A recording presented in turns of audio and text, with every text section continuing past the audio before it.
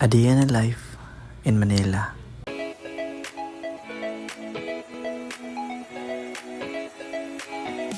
Yun, mag-isang taon ako dito sa Manila. Pero di ko po alam yung pasikot-sikot dito.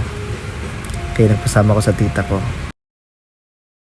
Nag-aantay na lang kami ng tricycle para maghatid sa amin. At maya-maya rin ay nakasakay rin kami. Pasensyahan nyo na po yung boses ko kasi mahihain po ako. At first time ko rin po mag-voice over. Mga nagtatanong po kung bakit po wala po akong video sa factory na papasukan ko. Bawal po kasi daw mag-video doon.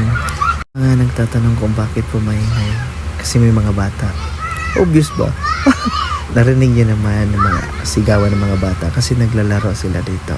Pabayaan na lang po natin yung mga bata na naglalaro. Ganun po talaga. Basta bata, maglalaro po talaga niyan. Natapos po namin sumakay ng tricycle ay naglakad ulit kami pa uwi.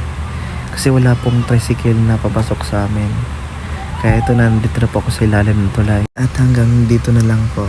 Salamat sa panonood po.